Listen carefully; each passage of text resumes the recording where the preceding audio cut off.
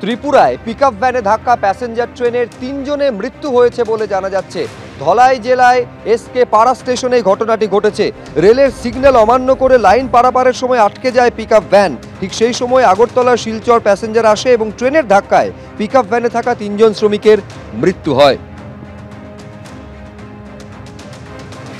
Pickup ভ্যানের ছবি আপনারা দেখতে পাচ্ছেন যে এই ধাক্কায় দুমড়ে মুচড়ে গিয়েছে পিকআপ ভ্যান এবং এর মধ্যে যে ৩ জন শ্রমিক ছিলেন তাদের মৃত্যু হয়েছে। সাহারা ইন্ডিয়ার আর্থিক প্রতারণা মামলায় ফের গ্রেফতার। এবার ইডির হাতে গ্রেফতার হলেন সংস্থার প্রাক্তন ডিরেক্টর ওপি শ্রীবাস্তব। ১,৭৯,০০০ কোটি টাকার প্রতারণার অভিযোগে ধৃত। সিজিও কমপ্লেক্সে জিজ্ঞাসাবাদে অসঙ্গতি, আর এই অসঙ্গতির জেরেই গ্রেফতার বলে খবর ইডি সূত্রে। বিভিন্ন স্কিমে বাজার থেকে টাকা তুলে প্রতারণা করা হয়েছিল বলে অভিযোগ। এই অভিযোগে গ্রেফতার সাহারা ইন্ডিয়ার প্রাক্তন ডিরেক্টর ওপি শ্রীবাস্তব। আবার আপনাদের বলবো, আর্থিক প্রতারণার মামলা, এই মামলায় ফের গ্রেফতারি ইডির হাতে। ১,৭৯,০০০ কোটি টাকা প্রতারণার অভিযোগে ধৃত প্রাক্তন ডিরেক্টর সাহারা ইন্ডিয়ার ওপি শ্রীবাস্তব। সিজিও কমপ্লেক্সে জিজ্ঞাসাবাদ করা হয় এবং জিজ্ঞাসাবাদের সময় তার দেওয়া তথ্যে একাধিক অসঙ্গতি রয়েছে এবং সে কারণেই তাকে গ্রেফতার করা হয়েছে বলে ইডি সূত্রে দাবি করা হচ্ছে। বিভিন্ন স্কিমে বাজার থেকে টাকা তুলে প্রতারণার অভিযোগ।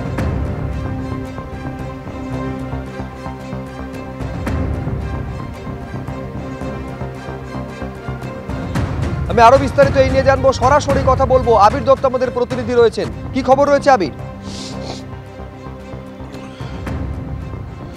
দেখো, যেটা জানা যাচ্ছে যে ওপি শ্রীবাস্তব তাকে কিন্তু গ্রেপ্তার করা হয়েছে এনফোর্সমেন্ট ডিরেক্টরেটের তরফ থেকে। আজকে তাকে সিজিও কমপ্লেক্সে ডেকে পাঠানো হয়েছিল এবং ডেকে পাঠানোর পর তাকে কিন্তু দীর্ঘ জিজ্ঞাসাবাদের পর তাকে গ্রেপ্তার করার সিদ্ধান্ত নেওয়া হয়েছে।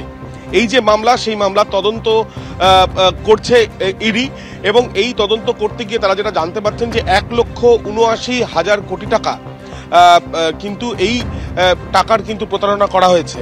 বিভিন্ন স্কিম, বিশেষ করে স্পঞ্জি স্কিম বা যেটা আমরা জানি যে চিট ফান্ড, সেই ধরনের বেশ কিছু ক্রাইম এখানে কিন্তু রয়েছে, যেখানে আর্থিক প্রতারণা হয়েছে কোটি কোটি টাকার। এই যে আর্থিক প্রতারণা, সাধারণ মানুষের কাছ থেকেও টাকা নেওয়া হয়েছিল এমনটাই অনুমান। এর আগে ২ জনকে গ্রেপ্তার করা হয়েছিল আমরা জানি, তার আগেও বেশ কয়েকজনকে জিজ্ঞাসাবাদ করা হয়েছে।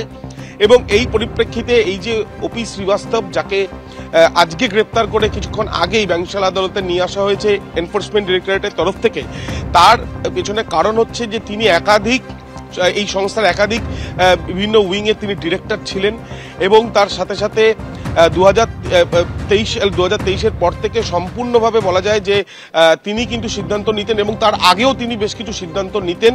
এবং এই সংস্থার যিনি কর্ণধার, তার মৃত্যুর পর সিদ্ধান্ত নেওয়ার কিন্তু জায়গায় ছিলেন এই ওপি শ্রীবাস্তব।